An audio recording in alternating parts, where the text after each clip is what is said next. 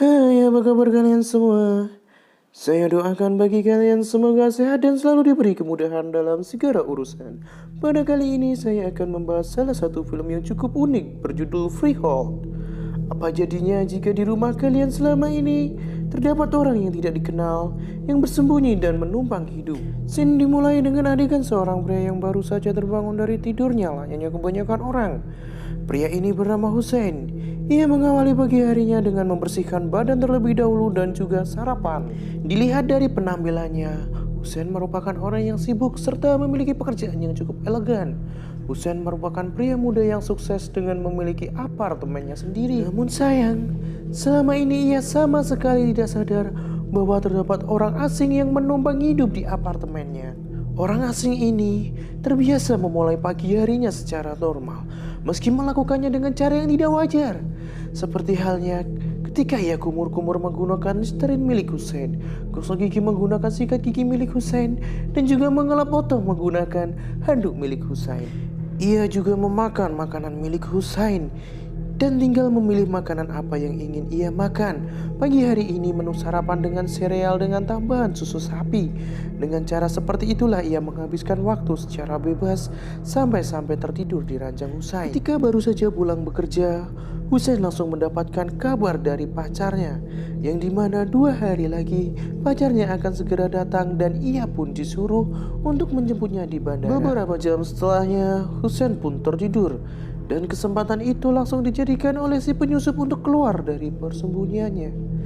Di mana ada celah, maka ia akan beraktivitas semaunya sendiri tanpa diketahui oleh siapapun.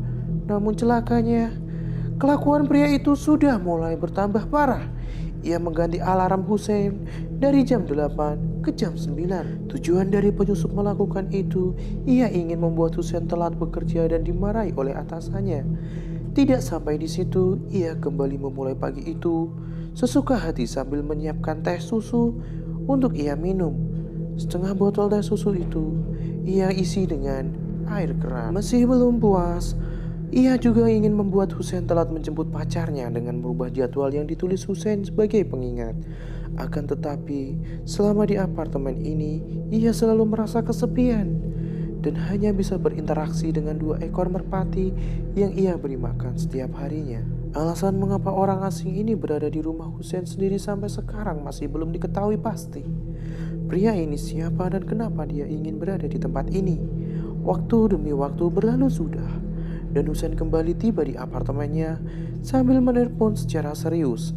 Setelah diperhatikan dengan seksama, diketahui bahwa pekerjaan Hussein sehari-harinya adalah sebagai agen properti. Dengan pekerjaannya, sesampainya di apartemen pun ia tidak bisa langsung istirahat karena harus membersihkan dapurnya yang sangat berantakan. Walaupun demikian, itulah tujuan utama dari orang asing tersebut tinggal di sini. Hussein yang sudah lelah langsung tidur dan tidak memperhatikan apa yang di sekitarnya. Karena tidak tahu akan melakukan apa, ia pun membuka dompet Hussein dan melihat sebuah kartu kredit. Ia dengan cepat mencatat segala informasi yang ada di kartu itu dan tentunya akan digunakan pada momen-momen tertentu. Keesokan harinya, Hussein mulai terbangun dari tidurnya. Lalu ia membersihkan badan sebersih mungkin. Namun bedanya hari ini adalah hari Sabtu dan ia jauh lebih rajin membersihkan rumah dan mencuci pakaian kotornya. Pada suatu ketika, ia tiba-tiba mendapatkan telepon dari pacarnya yang marah-marah karena tidak dijemput dari tadi. Di sisi lain, hari ini, hari Sabtu bukanlah hal yang menyenangkan bagi si penyusup karena Hussein lebih banyak waktu untuk berada di apartemen. Karena kesal, Listerine milik Hussein ia refill dengan air ludah. Sebelumnya ia belum sikat gigi dan masih berbau jigong. Bahkan ia juga mengenakan kaos kaki dan kolor milik Hussein yang baru saja ia jemur beberapa jam lalu. Setelah itu, ia berencana memancing masuk 2 ekor merpati dengan menaburkan berbagai macam cemilan di lantai apartemen itu. Hal itu bertujuan agar pacar Hussein yang bernama Melinda mulai merasa jijik untuk berada di apartemen Hussein. Dan juga satu-satunya kursi yang digunakan Hussein diberakin oleh kedua burung itu. Namun pacar Hussein tetap menginap di apartemennya. Dan hal ini bukanlah kabar baik bagi si penyusup karena ia harus menghindari 2 manusia sekaligus. Kemudian Melinda terpaksa belanja di supermarket setelah melihat lemari Hussein tidak ada makanan sama sekali.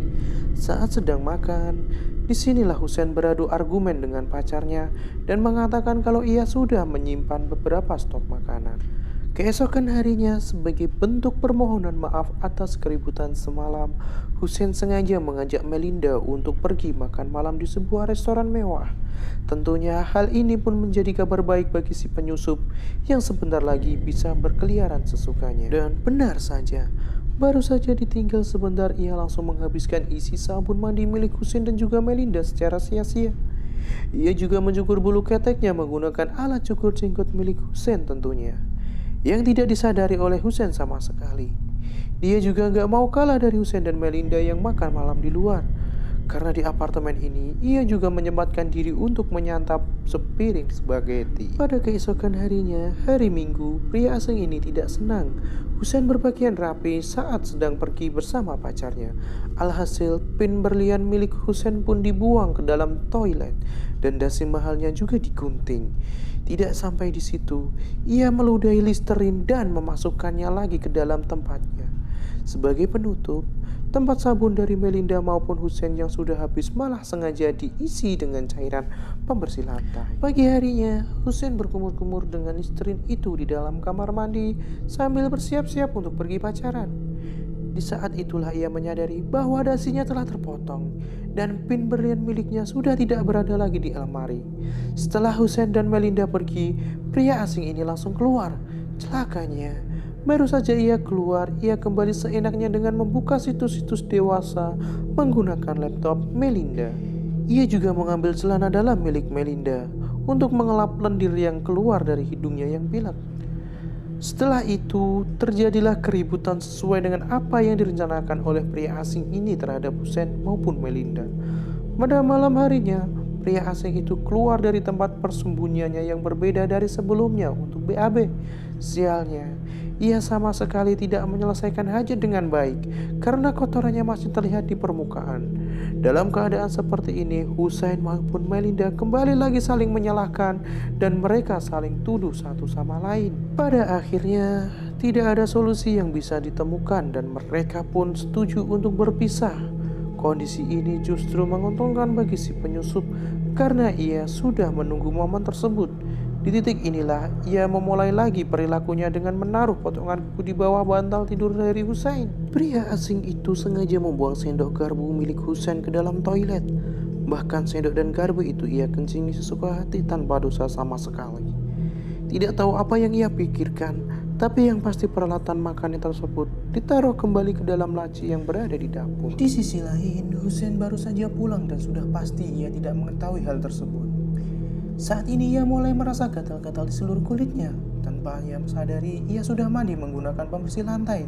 Sialnya, Hussein juga menggunakan sendok makan untuk mengaduk larutan obat yang baru saja ia seduh pada hari itu. Ditambah lagi, saat ingin tidur pun ia harus mencium bau potongan kuku yang ia sangka milik Melinda. Keesokan harinya, orang asing itu memasukkan kotoran telinga ke dalam botol vitamin milik Hussein. Ia pun juga memberi ingus ke dalam Listerine serta menggunakan sikat gigi untuk membersihkan telinga. Pada akhirnya, dari perbuatan itu Hussein pun mulai terkena demam parah. Di malam harinya ia terbangun untuk meminum obat. Alhasil si penyusup langsung terkejut dan dalam sekejap ia sudah di atas lemari untuk bersembunyi. Namun ia harus bersyukur karena Hussein sudah tidak bisa lagi fokus karena ia mulai sempoyongan. Ketika Hussein sudah tertidur, ia pun kembali beraksi gila-gilaan dengan menghapus semua jadwal meeting serta membuang semua tisu toilet. Dari perbuatan itulah keadaan Hussein semakin parah dan membuatnya tidak masuk kerja pada esok harinya. Kini hari-hari Hussein semakin kacau. Pagi harinya terdapat 2 orang kurir yang mengantarkan sebuah freezer ke apartemennya. Hussein semakin bingung. Bagaimana tidak? Ia sama sekali tidak merasa memesan freezer tersebut, apalagi pembayarannya secara kredit. Sudah dipastikan freezer itu sengaja dipesan oleh pria misteris itu dan entah apa kegunaannya. Perbuatan orang itu sudah semakin brutal. Ia membajak handphone milik Hussein dan mengirimkan gambar otong kepada atasannya. Dan benar saja, Hussein langsung dihampiri oleh atasannya yang merasa terhina akibat foto tersebut. Alhasil, ia tidak bisa lagi bekerja sebagai agen properti dan dia dipecat saat itu juga. Setelah atasannya pergi, ia pun mulai merasa janggal ketika mendengar suara air yang sedang mengalir di ruangan dapur. Pada tahap ini, orang asing itu mulai berani memberikan kode bahwa bukan cuma Husen yang tinggal di sini. Sadar akan hal itu pun, Husen langsung membongkar segala tempat yang ia curigai satu persatu. Tapi sayangnya ia sama sekali tidak menemukan tanda-tanda keberadaan si penyusup yang berada di apartemen tersebut. Satu-satunya hal yang bisa ia lakukan saat ini adalah membuka kardus freezer yang membuatnya penasaran. Di lain waktu, Husen juga memanggil tukang kunci untuk memasang beberapa pengaman di pintu apartemennya. Kenapa nggak pasang CCTV aja? Bego. Pria asing itu tetap saja tidak merasa takut untuk mengganggu Husen. Pada momen tertentu, pria itu mengganggu Husen dan hebatnya Husen kembali tidak berhasil menemukan keberadaan orang itu. Husen sudah tidak tahan dengan kondisi kulitnya yang semakin lama semakin gatal. Terlebih lagi ia sendiri sudah mulai malas melakukan aktivitasnya dan membiarkan apartemennya berantakan begitu saja. Bahkan untuk makan pun, ia hanya makan makanan instan dan murah. Ia menyetok pizza sebanyak mungkin. Dan lagi Husen sudah tidak punya pekerjaan. Waktu luangnya hanya untuk menyendiri. Sampai suatu saat Husen menyadari keberadaan si penyusup di bawah ranjangnya. Dan terjadilah sebuah keributan. Dengan penuh emosi, pria misterius itu mengamuk pada Husen yang selama ini sudah dianggap sebagai orang jahat. Dari sini kita tahu ternyata pria itu sudah terlanjur kecewa dengan Husen yang pernah menipunya atas kegiatan jual beli rumah. Dari tindakannya itulah pria tersebut harus menjadi gelandangan bersama istrinya yang sedang hamil. Hingga istrinya sendiri sudah tidak tahan dan pergi meninggalkannya. Itulah mengapa selama ini ia selalu memperlakukan Husen secara buruk dan tidak wajar. Tentu saja dengan tujuan agar Husen merasakan apa itu rasanya tidak punya pasangan, tidak punya pekerjaan, dan juga kondisi kesehatan yang begitu buruk akibat pola hidup yang tidak sehat. Pada scene ini memperlihatkan Husen menghilang dan pria asing itu membersihkan apartemennya. Bahkan tampilannya pun sengaja ia rubah serapi mungkin, atau mungkin lebih tepatnya di kondisi inilah titik balik sudah dimulai dan pria tersebut bersiap untuk mencari pekerjaan. Di akhir film, Husen tidaklah benar-benar meninggal, melainkan ia sengaja dikurung ke dalam sebuah freezer dan di atas freezer itu terdapat 2 ekor merpati yang selalu diberi makan oleh pria tersebut. Dengan kata lain, di sini menggambarkan bahwa sosok istri dan anak dari pria itu yang selama ini tidak mampu ia hidupi, dan pada momen inilah kedua merpati itu tidak lagi makan di luar bangunan, melainkan mereka sudah bisa makan di atas penindasnya. Sampai di sini rekap alur cerita film kali ini. Semoga kalian terhibur dan jangan lupa subscribe, like, and share.